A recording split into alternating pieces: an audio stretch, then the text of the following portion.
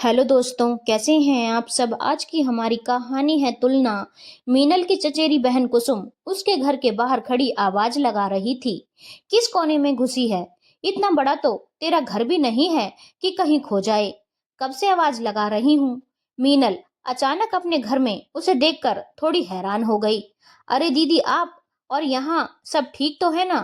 कुसुम का उसके घर आना कोई मामूली बात तो थी नहीं। दोनों के रहन सहन में जमीन आसमान का फर्क जो था।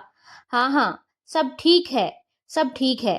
मैं तो इस तरफ आई थी तो सोचा कि तुझसे मिलती चलूं। तू तो कभी हमारे गरीब खाने में पैर रखती नहीं। मीनल के साधारण से घर का मुआयना करती कुसुम व्यंग से टेढ़ी मुस्कान के साथ बोली। मीनल अपनी बहन की इस मुस्कान और उसकी चारों तरफ घूमती नजरों का मतलब अच्छी तरह से समझ रही थी। कुसुम खाते पीते घर की एकलौती बहू थी, जहां पैसा पानी की तरह बहाया जाता था। मीनल और कुसुम दोनों का मायका निम्न मध्यम वर्गीय था, जहां पैसों की बहुत रेल पेल तो थी नहीं, पर 2 जून की रोटी का जुगाड़ आराम से होता था। कुसुम के साथ उसके पति का ये दूसरा ब्याह था। उनकी पहली पत्नी कैंसर की मरीज होकर शादी के 3 साल के अंदर ही भगवान को प्यारी हो गई थी। उस दिन से उन्हें धन संपत्ति से कुछ विरक्ति सी हो गई थी कि जो पैसा उनकी जान से प्यारी पत्नी को उनसे छीनने से ना बचा सका, उसका होना ना होना क्या मायने रखता है। कुसुम के सपने बचपन से ही बड़े थे, जो युवा अवस्था तक आते आते जिद में बदल गए थे। उसे पता था माता पिता को उसके लिए बड़ा घर नहीं मिल सकता है, इसलिए जब दूर के किसी रिश्तेदार ने कुसुम के लिए ये रिश्ता सुझाया तो कुसुम ने तुरंत अपने माता पिता से इस रिश्ते के लिए हाँ कह दिया था। दूसरी ओर मीनल के घर की आर्थिक स्थिति बहुत अच्छी नहीं थी। उसने के भाई के साथ काम करने वाले विशाल के साथ प्रेम विवाह किया था, जिसमें उसके माता पिता की रजामंदी भी शामिल थी। वे जानते थे कि लड़का अच्छा और मेहनती है। छोटी सी नौकरी और ज्यादा तनख्वाह ना होने के बावजूद मीनल के माता पिता ने इस विवाह के लिए सहर्ष सहमति दे दी थी, क्योंकि उनका स्वयं का स्तर कोई बहुत ऊंचा नहीं था और वे समझते थे कि उनकी बेटी अपने भावी जीवन में भली प्रकार से सामंजस्य कर लेगी। परिवार के नाम पर विशाल और उसकी बड़ी बहन थे। बहन विवाहित थी और अपनी गृहस्थी में व्यस्त थी। जब तक विशाल अकेला था तब तक तो हफ्ते 10 दिन में मायके आती थी, लेकिन उसके मीनल से ब्याह के बाद वो भी निश्चित हो गई कि अब भाई का घर भी बस गया। गाहे बगाहे आती थी तो बड़ी ननद का प्यार बरसाने के लिए, ना कि नुक्ताचीनी करने के लिए। हालात ने दोनों भाई बहनों को इतना परिपक्व तो कर ही दिया था कि उन्हें बताकर रिश्तों की कद्र थी। उनके जैसे मीनल जब उनके छोटे से परिवार में जुड़ गई तो प्यार और अपनापन खुलकर बरसने लगा था। घर बेशक छोटा था, एक कमरे के साथ रसोई, जहां एक समय में केवल एक व्यक्ति ही खड़ा हो सकता था, लेकिन फिर भी मीनल का चेहरा शादी के बाद चमक उठा था। पानी तो पिला मीनल, बड़ी गर्मी है। अपने आप को साड़ी के पल्ले से हवा करती कुसुम बोली। इस पर मीनल ने छत का पंखा तेज कर दिया। पंखे की तेज हवा से कपड़े के वे टुकड़े उड़ने लगे जिनसे मीनल पायदान सिल रही थी। पास की ही एक फैक्ट्री में मीनल पुराने कपड़ों से पायदान बनाकर बेचती थी। कपड़े फैक्ट्री वाले मुहैया कराते थे और घर बैठे मीनल को कुछ आमदनी हो जाती थी। कपड़े उड़ते देखकर कुसुम के चेहरे पर उपहास उड़ाने वाली मुस्कुराहट आ गई। उसने पानी का एक घूंट पीते ही बुरा सा मुंह बनाया। हाय, मुझे तो याद ही नहीं रहा कि तेरे घर में फ्रिज नहीं है। रहने दे, मुझसे नहीं पिया जाएगा ये पानी। अब आदत नहीं रही ना। कुसुम की चुपती बातें सुनकर मीनल का सब्र धीरे धीरे खत्म हो रहा था। मन किया कि कह दे, 22 साल तक घड़े का पानी पीने की आदत तो एक ही दिन में छूट गई थी आपकी। अब तो फिर भी 5 साल हो चुके हैं। पर बहन का लिहाज कर चुप रही। उसने औपचारिकतावश चाय के लिए पूछा, लेकिन जैसे ही उसे उम्मीद थी कुसुम ने मना कर दिया। रहने दे, इतनी गर्मी में कौन चाय पिएगा। यहाँ एसी तो है नहीं। कैसे रहती है तू यहाँ? इस बार मीनल का सब्र का जवाब दे गया और उसके मुंह से निकल ही गया, वैसे ही जैसे पहले आप भी रहती थी। तब की बात और थी मीनल। अब तो मैं 1 मिनट भी नहीं रह सकती एसी के बिना। फिर तो आपने यहाँ आकर गलती कर दी दीदी, क्योंकि एसी तो छोड़िए, मेरे घर में तो कूलर भी नहीं है। अरे, तू तो नाराज हो गई। मीनल, मैं तो तुझसे मिलने आई हूँ। तू कहे तो चली जाती हूँ।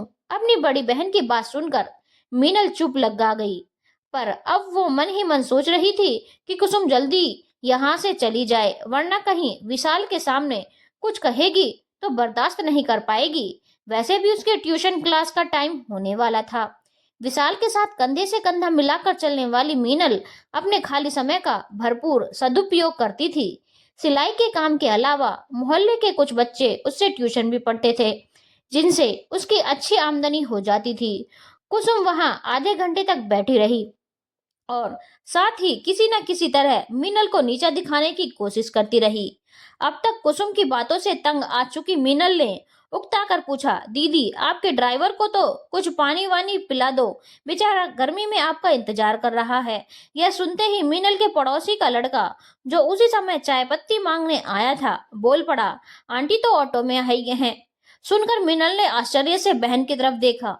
कुसुम के चेहरे का फीका पड़ चुका रंग कई बातों की चुगली कर गया, लेकिन वो खुद को संभाल कर बोली, नहीं, ड्राइवर को मैंने यह कहकर भेज दिया था कि पता नहीं मुझे कितना समय लगेगा। लेकिन आंटी, मैंने तो आपको ऑटो से उतरते देखा था, लड़के ने फिर कहा। अपनी बहन की शर्मिंदगी को भांपते हुए मीनल ने लड़के को डांटा और अपने मुंह बंद रखने के लिए कहा, लेकिन वो समझ चुकी थी कि उसने अब तक जो कुछ भी सुना था वो सब सच था, कि उसकी बहन के ससुराल में पैसा बहुत है पर उसका कोई सम्मान नहीं है। वरना कुसुम को झूठ बोलने की क्या आवश्यकता थी।